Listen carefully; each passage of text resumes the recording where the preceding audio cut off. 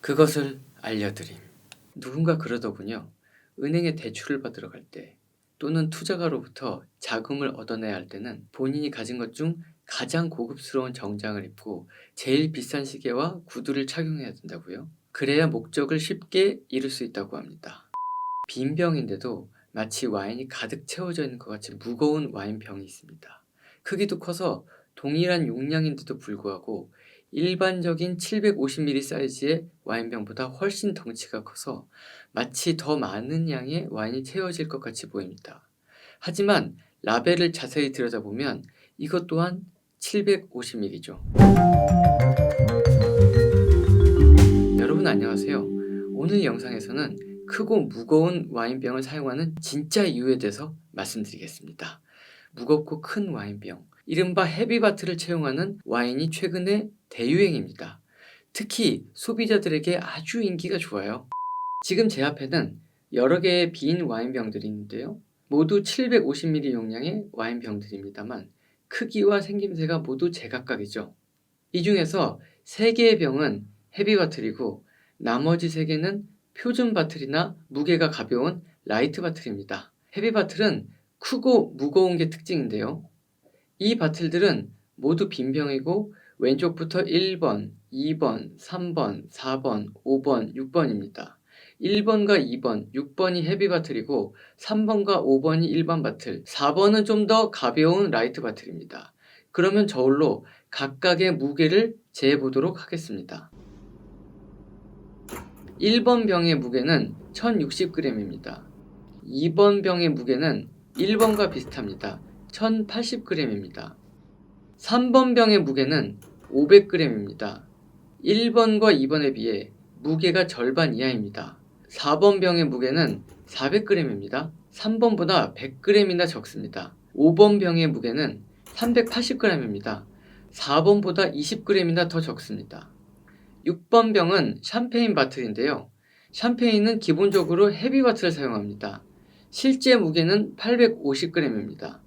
1번, 2번 바틀보다 대략 200g 정도 더 적습니다. 이렇게 1번과 2번, 6번의 무게가 상당히 무거운 것을 알 수 있습니다. 특히 1, 2번의 빈 병은 와인이 가득 채워져 있는 오픈 안 한 5번 병의 실제 무게는 1120g쯤 되니까 헤비바틀의 빈 병은 오픈 안 한 보통 와인병의 실제 무게와 비슷하죠. 빈 병만으로도 정말 무거운 겁니다. 그럼 와인이 가득 채워져 있는 헤비바틀의 무게는 어느 정도일까요? 오픈 안 한 1번 와인의 무게는 무려 1780g이고요.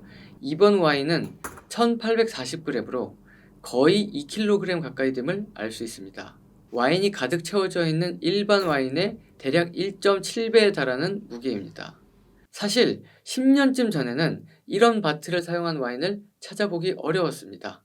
초고가의 미국 컬트 와인이나 남미의 플래그십 와인들 중에서 간혹 보이곤 했었습니다만 유럽산 와인에는 정말 찾아보기가 힘들었죠. 그러나 대략 5, 6년 전부터 헤비바틀을 채용한 와인이 눈에 띄게 늘어나기 시작했습니다. 요즘은 2, 3만 원대의 유럽 와인에서도 이런 헤비바틀을 심심치 않게 볼 수 있게 되었습니다. 사실 헤비바틀은 고급 명품 와인의 필수 조건은 아니었습니다. 그렇지만 헤비바틀은 보통 와인병에 비해 더 깊은 펀트를 제공합니다. 잠깐, 펀트라는 것은 와인병 바닥에 움푹 들어간 공간을 말하는 겁니다. 펀트가 깊은 와인은 확실히 고급품일 것 같은 느낌을 줘요. 많은 분들이 펀트가 있는 와인을 고급 와인이고 깊이가 깊을수록 고급품이라는 선입견을 가지고 있습니다. 펀트는 와인병만이 갖고 있는 개성이자 독특한 아이덴티티이죠. 다른 술병이나 음료병 또는 거의 모든 유리병은 펀트를 찾아볼 수 없지만 와인을 담는 병은 대부분 펀트를 가지고 있습니다. 그러나 펀트가 없는 와인도 있죠. 전통적으로 독일과 알자스의 와인은 펀트가 없습니다. 일종의 예외라 할 수 있겠네요. 그렇지만 헤비바틀은 독일과 알자스의 와인을 위해 만들어진 것은 아닙니다. 깊은 펀트를 가진 헤비바틀이 언제 처음 등장했는지는 지금으로서는 알 수 없지만 미국과 칠레를 포함한 신대륙 와인들이 세계의 와인 시장에서 좀 더 주목받기 위한 마케팅적인 요소였던 것 같습니다. 무거운 와인병을 사용했을 때 얻을 수 있는 이점은 다음과 같습니다. 기능적으로는 좀 더 튼튼합니다. 외부의 충격에 강하죠. 직사광선은 물론 자외선 차단에도 더 도움이 돼요. 장기 숙성에도 유리할 것이라고 합니다. 하지만 이것을 사용하는 진짜 이유는 고급스러워 보이기 때문입니다. 육중하고 무게감 있는 헤비바틀에 담긴 와인을 바라보고 있노라면 마치 거기에 담겨있는 와인도 묵직할 것 같습니다. 진하고 묵직한 풀바디 와인처럼 느껴지는 거죠. 무척 고급스럽고 상당히 비싼 와인처럼 느껴집니다. 병만 봐도 뿌듯해요. 그래서 헤비바틀 와인은 선물하기에 아주 끝내줍니다. 선물용 와인은 확실히 외형이 우수해야 합니다. 헤비바틀 와인은 묵직하고 라벨이 고급진 경우가 많기 때문에 선물용 와인으로도 상당히 인기가 좋습니다. 저도 고객님들께 선물용 와인은 이런 헤비바틀 와인을 권해드리고 있어요. 그러나 실제로 헤비바틀은 장점보다 단점이 더 많습니다. 일단 너무 무거워요. 와인을 옮길 때나 서브할 때 손목과 팔에 상당히 많은 힘이 들어갑니다. 50견으로 고통받고 있는 저 같은 사람들에게 아주 힘들죠. 또한 무겁고 크기 때문에 운송 과정에서 더 많은 연료와 자원을 사용해야 합니다. 특히 창고와 컨테이너의 공간을 더 많이 필요로 하고요. 병의 제조 과정에서도 더 많은 유리와 가공 에너지를 필요로 합니다. 병값도 비싸요. 만만치 않습니다. 소비자들이 일반적으로 간과하는 것은 와인의 제조 비용에 있어서 포장에 들어가는 원가가 생각보다 매우 크다는 점입니다. 헤비바틀은 여러 가지 종류가 있지만 표준 와인병에 비해 3배 이상 비싼 것도 있습니다. 또한 매장에서 진열을 할 때나 구매한 와인을 와인셀러에 넣을 때도 문제죠. 헤비바틀은 표준 바틀에 비해서 애매하게 크기 때문에 어색하게 들어갑니다. 공간 효율성도 떨어지고 가뜩이나 비좁은 와인셀러에 몇 병 들어가지도 않습니다. 그래서 어떤 와인샵은 헤비바틀 진열을 위한 별도의 와인렉을 만들기도 합니다. 이런 사소해 보이는 것들이 전부 와인의 원가와 유통비용에 반영된다는 사실이 놀랄 뿐이죠. 앞서 말씀드린 바와 같이 헤비바틀이 장기 숙성에 유리하다고 주장하는 의견도 있습니다. 이것 또한 사실이라고 보기 좀 어렵습니다. 세계에서 가장 비싸다고 하는 보르도와 부르고뉴의 수십 년 이상 묵은 특급 와인들은 대부분 표준 와인병을 사용하고 있습니다. 이제 한 병에 3천만 원을 넘는다는 DRC 로마네 공디, 보르도의 최고가 와인인 페트리스, 심지어는 호주에서 가장 비싼 와인 중 하나인 펜폴즈의 그랜지도 표준 보르도 바틀을 채용하고 있죠. 물론 쉐이퍼 힐사이드 셀렉트나 조셉 펠프스 인시그니아처럼 시그너처 헤비바틀을 사용하는 와인도 있습니다. 그렇지만 제가 하고 싶은 얘기는 모든 명품 와인들이 헤비바틀을 사용하는 것은 아니라는 점이죠.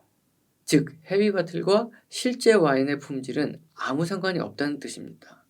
와인을 다 만들어 놓고 가벼운 일반 바틀에 병입할 수도 있고 헤비바틀에 병입할 수도 있어요.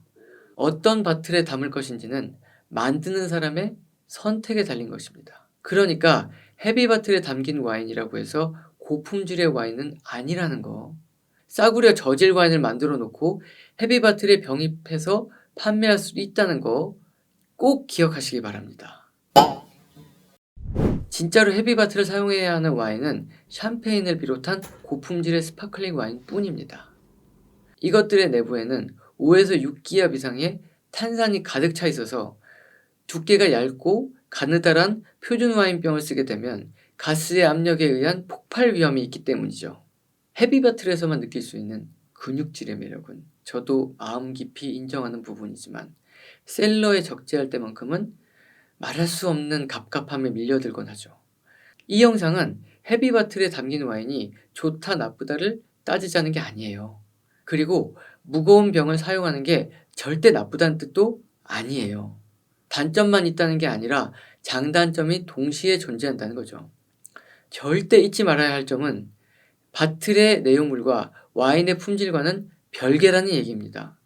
물론 뛰어난 품질의 와인은 헤비한 바틀에 담아서 품격을 높이는 게 좋죠. 하지만 저질 와인이라도 얼마든지 헤비 바틀에 담아서 팔 수도 있다는 얘기입니다. 와인을 만드는 사람이 병까지 만드는 게 아니거든요. 병은 병 만드는 공장에서 사오는 겁니다.